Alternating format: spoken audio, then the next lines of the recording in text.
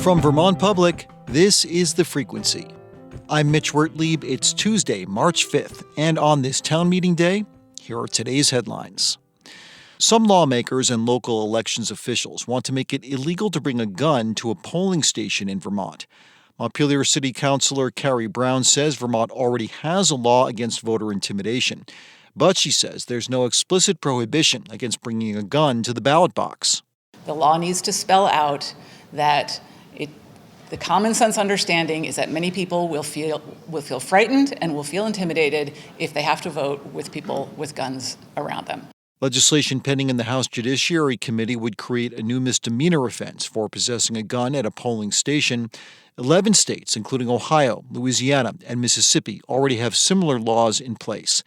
The Vermont Federation of Sportsmen's Clubs, a prominent gun rights organization, says it does not have any plans to oppose the provision. For the fourth time since 2013, voters in Cabot will decide whether to close the town's high school, where enrollment hovers around 40 students. Residents petitioned for Article 5, which would shutter grades 9 through 12 at the Cabot school and instead offer families public and private school choice. One organizer of the effort wrote in a local paper that the measure would, quote, take back control of education spending. But school officials say offering choice would do just the opposite. Tuition would likely cost more than operating the school, they argue, and give officials even less control over the budget. Chairwoman Ellen Kearns says the school board doesn't support the article, in part because of the financial impacts. My main goal is to make sure nobody steps into the voting booth on March 5th and thinks that voting yes for Article 5 means that their taxes will go down. Voting will take place by Australian ballot today. The top prosecutor in Addison County is back at work after taking 3 weeks of medical leave following her arraignment on a DUI charge. Addison County State's Attorney Eva Vekos, in a press release Sunday, said she used the break to reflect on her arrest and its impact on her and the community. Last month, Vekos pleaded not guilty to allegedly driving drunk to a crime scene. According to police, she appeared intoxicated at a house in Bridport where Vermont State Police were investigating a suspicious death. Vekos declined an interview request yesterday.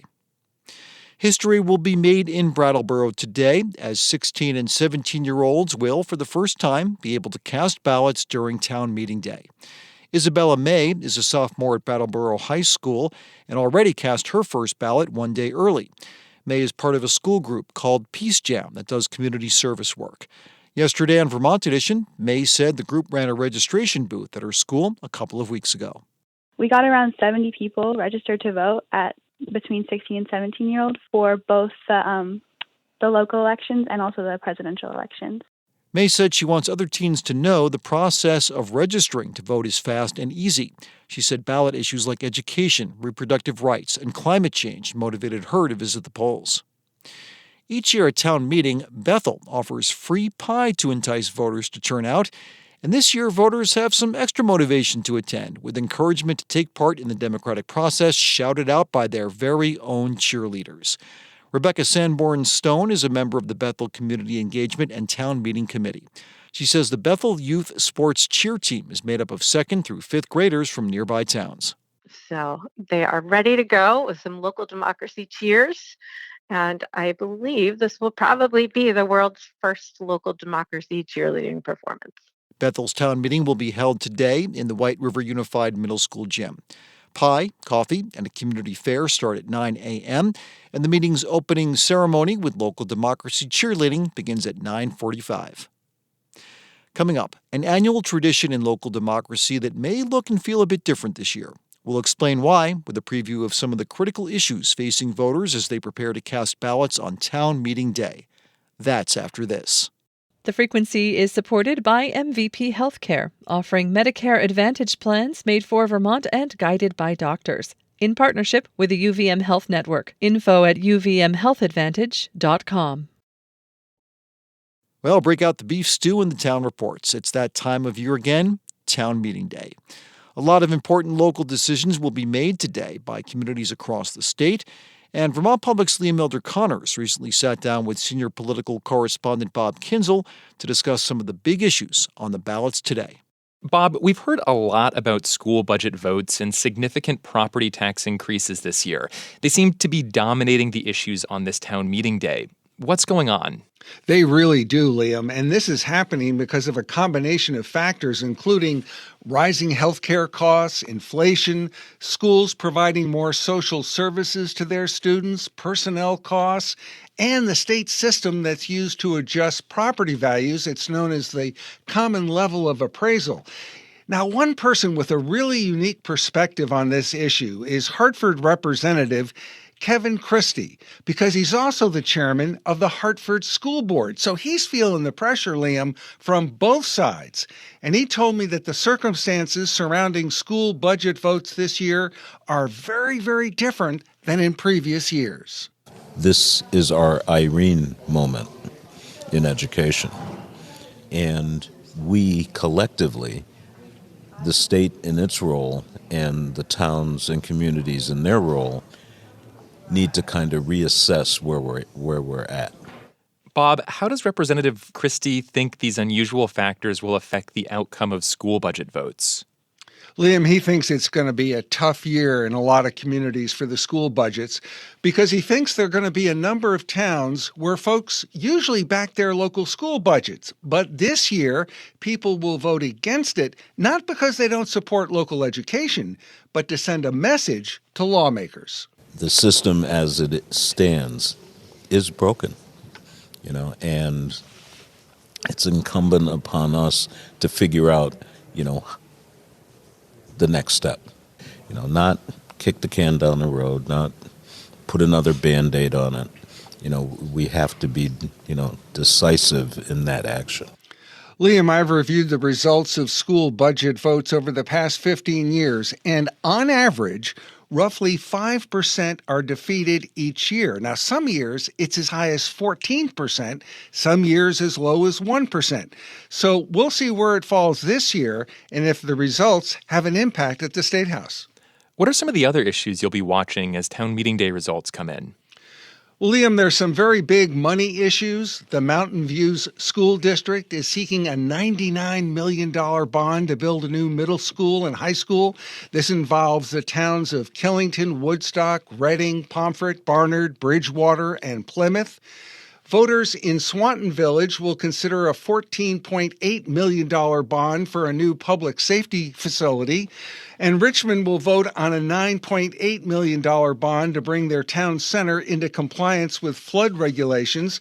And as usual, there are a bunch of very local issues. For instance, roughly $600,000 for new fire trucks in Fairhaven and Westford, and $365,000 for a new ambulance in Charlotte. And Bob, for the first time ever, 16 and 17-year-old voters in Brattleboro will be able to cast their ballots on local issues. What's going on there? That's right, Liam. This provision was actually passed twice by Brattleboro voters and adopted by the legislature, but Governor Phil Scott vetoed it both times. But the second time, lawmakers overrode his veto, so it's going into effect.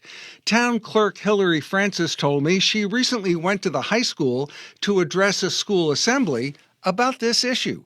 So that I could explain sort of the logistics of registering to vote and how Brattleboro's representative town meeting is unique in the state, and how people can get involved and not just vote, but also run for local offices. Anything that they can vote in, they can run for.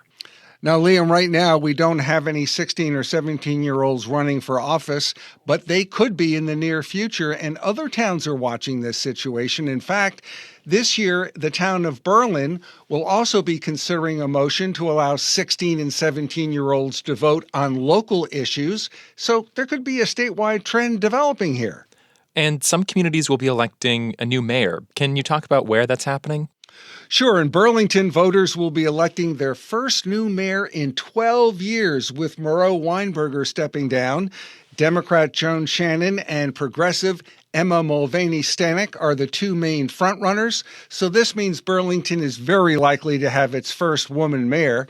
And in Montpelier, incumbent Jack McCullough is seeking his first full term in office. He faces Dan Jones, who's been very active in climate change programs in Montpelier.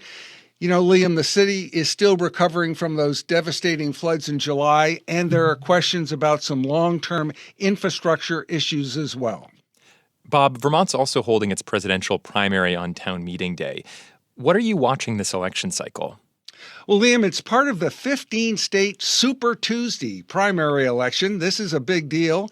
Now, Vermont doesn't have party registration. A person can choose to vote in either the Republican or the Democratic primary. But to comply with national party rules, it will be recorded which primary ballot you are selecting, with a R or a D on the checklist right next to your name.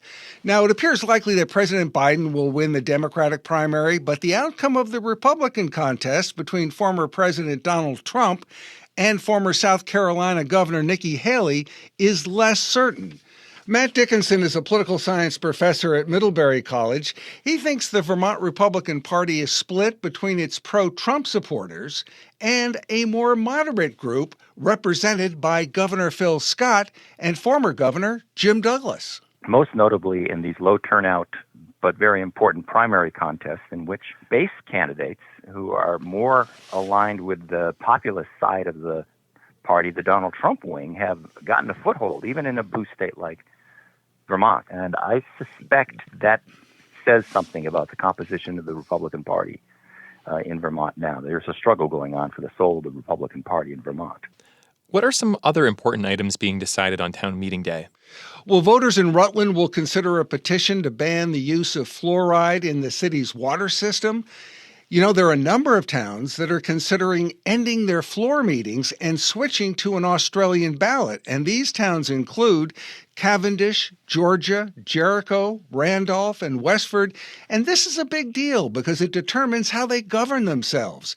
And several towns are considering imposing a local option tax to raise new revenue, including Berlin, Hartford, Londonderry, Woodstock, Pittsford, and Halifax. And my favorite, Liam, is in Randolph, where voters will be asked to give a $500 bonus to members of the road crew. The town warning recognizes, quote, Tim, Richie, and Rob as appreciation for their efforts in the repair of our roadways during and following the July storm. You know, it doesn't get much more local than that.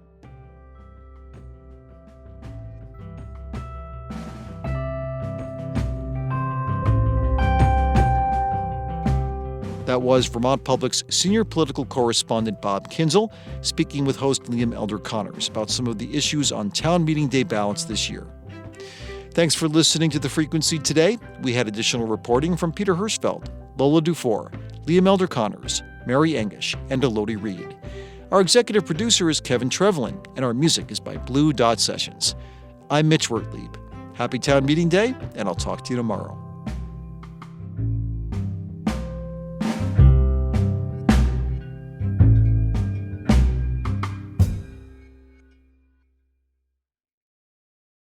At a time when information continues to come at us faster and faster, sometimes you need to hit pause and rewind. NPR's Throughline takes you back in time to the source of the news stories filling your feed. Find NPR's Throughline wherever you get your podcasts.